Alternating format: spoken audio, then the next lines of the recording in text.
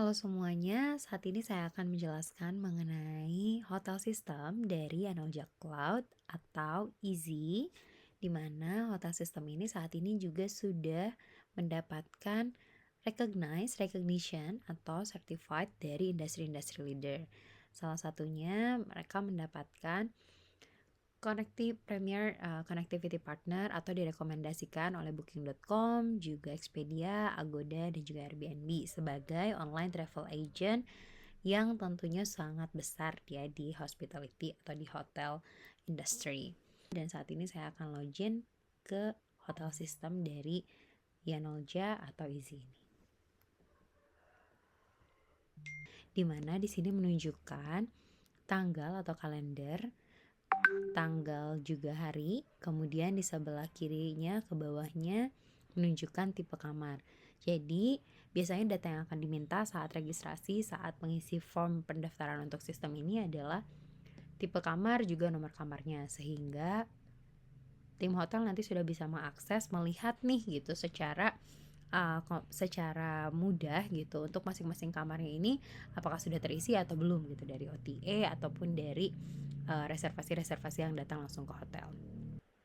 Contohnya nih yang pertama,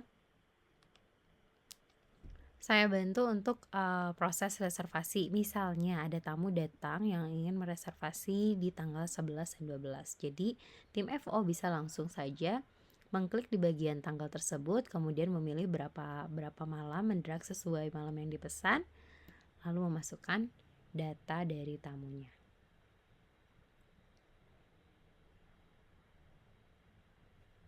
Contohnya seperti ini. Jadi ini misalnya nih ada satu tamu, jadi bisa langsung dipilih kamarnya, kemudian tipe harganya juga. Jadi apakah hotel menyediakan room only with breakfast atau tipe harga lainnya gitu. Tinggal dipilih, kemudian pilih room numbernya, kemudian berapa totalnya. Biasanya ini commonnya itu biasanya auto di setnya misalnya untuk deluxe room ini 2 kayak gitu. Nah, di sini ada red type juga. Nanti kalau misalnya ada penambahan bisa juga di-adjust kalau misalnya memang ada aturan tertentu. Nah, di sini kalau misalnya ada perubahan harga bisa langsung di-set juga. Nah, bagaimana jika bookingannya ini tuh grup hotel? Jadi grup tamu gitu. Jadi tamunya misalnya bawa beberapa, pengen order langsung 5 kamar gitu kan. Nah, untuk dilakukan lebih mudah, jadi sebenarnya kita punya more option.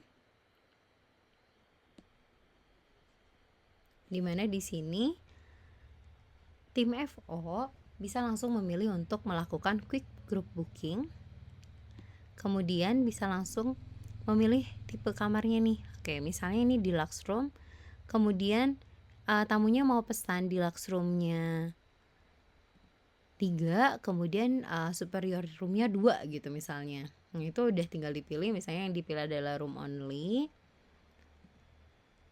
kemudian number of roomnya, jumlah kamarnya berapa, misalnya tadi 3 untuk deluxe, 2 untuk superior gitu ya. Harganya otomatis terupdate. Jika misalnya di override bisa langsung diklik bagian ini, kemudian jika memang ada complementary bisa langsung dipilih di sini gitu. Nah, di sini tinggal diisikan saja namanya, misalnya Hans. Kemudian di sini kita tes saja ya. Nah, email booking voucher nanti ini bisa juga auto generate voucher dari hotel. Jadi nanti tinggal ditambahkan logo hotelnya, kemudian detailnya mau seperti apa, ada template-templatenya juga. Jadi bisa kirim, kemudian ada akses guest portal juga, di mana hotel juga bisa mengisi datanya sendiri di guest portal ini dan melihat reservasinya di guest portal ini juga. Kemudian ini bisa langsung di add payment jika memang tamunya melakukan pembayaran, atau bisa langsung dilakukan reservasi. Oh iya, dan juga ada pilihan tipe reservasi, yaitu confirm booking ataupun misalnya ada hold confirm booking. Jadi misalnya untuk nanti bisa dirilis nih kalau misalnya dia tidak confirm, jadi nanti bookingan bisa dirilis seperti itu. Oke, reservasinya sudah selesai. Tadi kita ada booking dari Pak Hans, tapi belum di-assign ya roomnya. Jadi bisa kita search.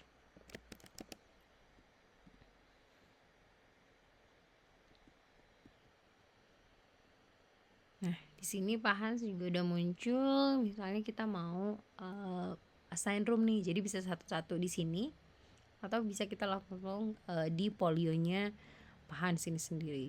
Jadi ini grup booking, dimana di sini kita bisa langsung ke guest detail. Kita bisa update data dari guest listnya. Misal di sini namanya dibeda-beda ya, namanya nomor handphonenya, kemudian juga bisa langsung upload ID. Untuk roomnya bisa langsung auto assign sesuai dengan tipe kamar yang dipesan. Kemudian save.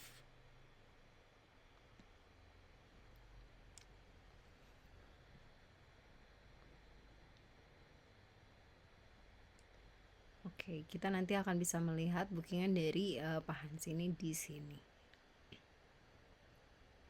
Ini Pak Hans juga sebagai grup owner ya dari grup booking yang ini. Oke, sampai sini sebenarnya kita bisa lihat juga ada kode-kode di sini, juga warna-warna yang berbeda dari reservasi-reservasi yang ada di sini. Nah, ini artinya untuk yang S di sini atau tanda dolar ini merupakan payment pending. Jadi tentunya tim Evo bisa notice nih, bisa lihat oh mana tamu yang sudah bayar atau mana yang tamu belum bayar gitu. Jadi sebelum mereka check out, mereka bisa ditagih dulu nih untuk pembayarannya, seperti itu. Kemudian nah, dari sini juga selain ini transaksi lainnya bisa dilakukan, misalnya nih di salah satu reservasi. Nah, yang pertama tadi untuk simple gitu kan, untuk proses payment tadi bisa dibuka di folionya atau juga bisa langsung dilakukan pembayaran di sini misalnya. Nah, apakah secara grup atau misalnya per masing-masing bayarnya, maka bisa langsung ditambahkan. Misalnya ada pembayaran deposit nih yang dilakukan oleh Pak Hans gitu kan, untuk grup bookingnya. Dia bayar dulu sebesar 2 juta.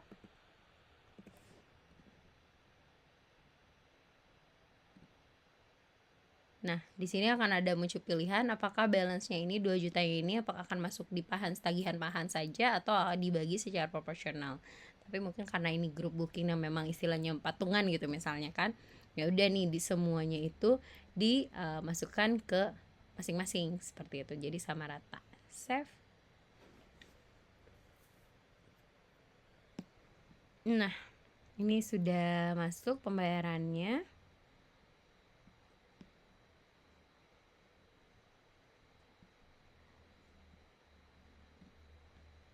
Oke, jadi ini untuk Pak Hans sudah bayar 400.000 gitu ya, sisanya 5 juta,94. Nah, apalagi yang bisa dilakukan selain proses pembayaran, ada amend stay juga untuk jika tamunya request untuk pindah tanggal, pindah jadwal. Kemudian remove jika memang roomnya mau dipindahkan. Exchange room sama jika mau ditukar. Kemudian stop remove ini kalau misalnya dari tamu nih nggak mau nih dipindahin roomnya gitu, jadi nggak akan bisa dipindah gitu. Jadi ini ada di settingan untuk stop remove. Inclusion list di sini dimana hotel bisa menambahkan pilihan-pilihan add service yang nantinya juga bisa menjadi tambahan income bagi hotel sendiri, seperti itu. Jadi misalnya oke, ini siapa nih gitu kan yang melakukan pembayaran, kemudian misalnya ada souvenir yang dibeli nih oleh Pak Hans. Nah, misal seperti itu, kemudian dibelinya saat ini. Oke. Diskon nggak perlu, ini misal satu. Nah, ini akan menambah tagihannya Pak Hans gitu kan, istilahnya seperti itu. Ada banyak sekali menu-menu lainnya yang ada di front office system ini, dimana selain stay view ada juga dashboard, yaitu untuk memperlihatkan operation ya gitu, operation report dari operation yang ada di hotel. Apakah misalnya tadi proses ada yang check in, ada yang check out, kemudian guest statusnya berapa, room statusnya berapa, housekeeping statusnya, roomnya seperti apa, work order kita sudah selesai atau belum, seperti itu. Ini semua bisa dicek di dashboard. Reservation kita bisa melihat list dari tamu-tamu atau reservasi-reservasi yang masuk. Nah, di sini bisa difilter berdasarkan individu atau grup. Kemudian bisa di merge juga jika mungkin ada booking individu yang ternyata bisa nih digabung gitu jadi grup aja gitu, request untuk digabung jadi grup. Kalau misalnya di invoice-nya digabung atau seperti apa, itu juga possible seperti itu.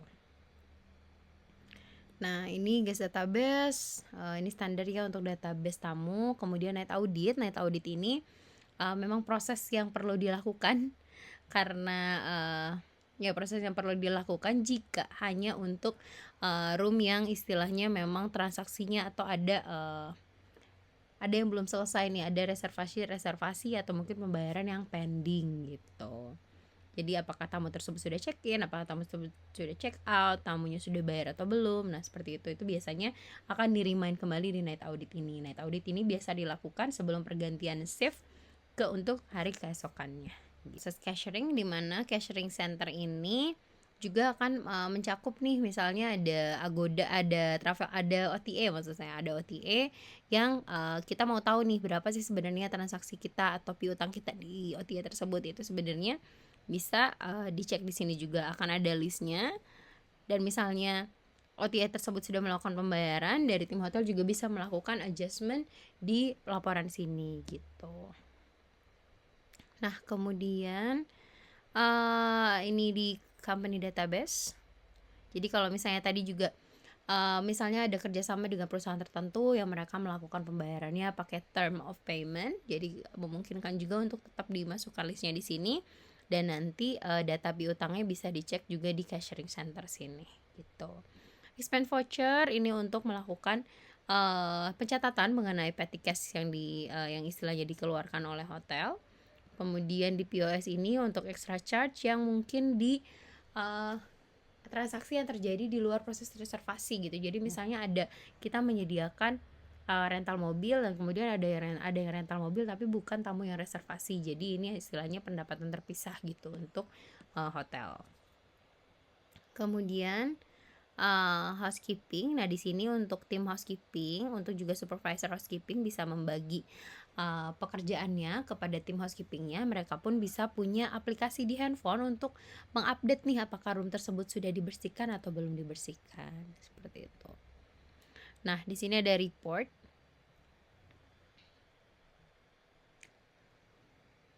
Nah, di report ini sendiri sebenarnya ada sangat banyak laporan yang bisa di-generate. Yang paling utama biasanya ini manager report, dimana di sini bisa di-generate berdasarkan hariannya. Kemudian ketika kita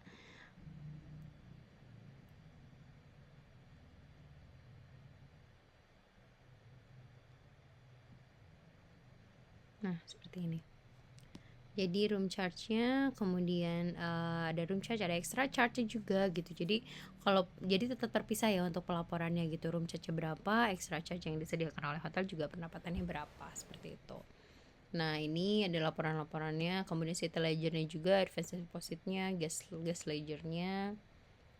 Nah, room summary, revenue summary-nya juga. Nah, kurang lebih sih ini. Kemudian report lainnya yang juga bisa diakses itu biasanya yang cashiering report, atau ini biasanya kita bisa filter berdasarkan user nih. Jadi misalnya FO-nya saat ini yang bertugas siapa, nah itu kita bisa filter berdasarkan FO tersebut. Tanggalnya bisa tanggal hari ini saja atau bisa kita cek 1 bulan. Nanti kita bisa lihat berdasarkan user tersebut transaksi apa saja gitu yang dipegang gitu, yang dikelola oleh user tersebut, cashnya berapa gitu kan, masuk bank transfernya berapa, kartu kreditnya berapa, itu recapnya ada. Nah, ini detailnya. Kemudian di ujung kita bisa lihat berapanya masing-masing. Jadi tadi kita kembali lagi ke bagian stay view.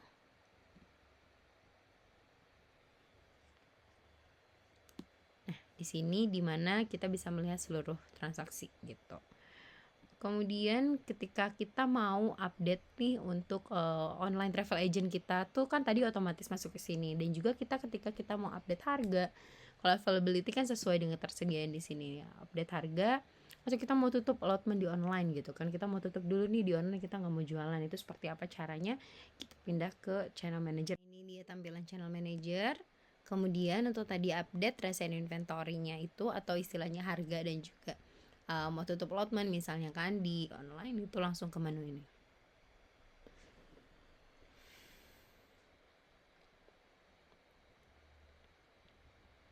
Nah, di sini hotelier bisa langsung update di sini, misalnya mau ganti tipe deluxe yang non refundable-nya atau kemudian yang compact room aja yang saya mau ganti gitu kan harganya gitu. Nah, untuk hari ini gitu misalnya, nah ketika di save ini akan otomatis terupdate ke semua channel gitu, channel penjualan. Oh iya, sebelumnya jangan lupa juga untuk dipilih dulu source-nya. Jadi misalnya OTA common pool ini artinya yang akan terinformasikan ke OTA seperti itu. Nah, ini misalnya untuk website-nya, jika memang hotel mengambil juga produk website atau booking engine gitu. Nah, di sini room type-nya juga bisa difilter. Ini untuk satuan, tapi kalau misalnya untuk melakukan update misalnya 1 tahun ke depan gitu kan, itu bisa langsung masuk ke distribution wizard. Kemudian bisa pilih tipe kamarnya, tipe harganya juga bisa dipilih. Kemudian ini tanggalnya bisa langsung, misalnya 1 tahun ke depan kita mau update nih sampai tahun 2025 gitu kan, bisa. Kemudian kita next, kemudian kita tinggal update aja nih yang masuk ke range-nya, update. Oh iya, ini tadi bisa difilter juga berdasarkan weekdays, weekend, kemudian bisa difilter berdasarkan hari-hari hariannya juga. Seperti itu. Jadi kurang lebih sih dari sini, selain ini juga sebenarnya di menu channel manager ini ada dashboard juga. Jadi kita bisa lihat juga bookingan, semua bookingan misalnya di sini. Itu kan online offline, kemudian di sini juga ada overview-nya.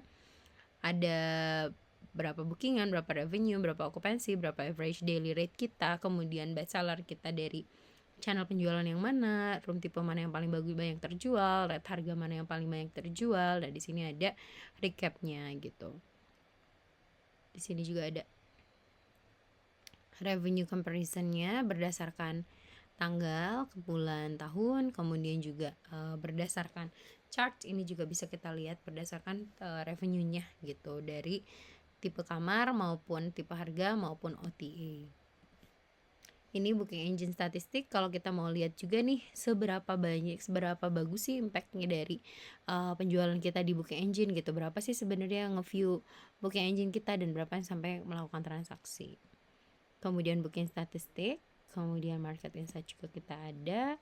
Kita juga bisa punya juga guest statistik, dimana di sini kita bisa lihat nih country guest kita berasal dari mana aja, guest profiling kita. Jadi intinya kalau misalnya data-data yang diisi itu komplit, di sini juga sebenarnya akan muncul nih itu untuk data-data yang cukup komprehensif untuk kita bisa melakukan analisa ya gitu, bagaimana tipe atau karakter dari tamunya kita. Kembali lagi ke front office, kita bikin otomatis semuanya. Dari mulai bookingan, mungkin connectivity dari online, connectivity mungkin kalau misalnya ada website dan booking engine, langsung semua masuk bookingannya ke sini dan dengan mudah dilakukan transaksi dan proses operasional di Stayview ini. Dan kita juga ada mobile app-nya, itu juga akan memudahkan untuk controlling the system, controlling the operation dimanapun, kapanpun. Juga akun ini bisa diakses oleh banyak akun sekaligus dan bisa dibagi berdasarkan user-usernya. Jadi untuk akses ini bisa dibuatkan user-username dengan limitation tertentu. Mungkin sekian dari saya, terima kasih.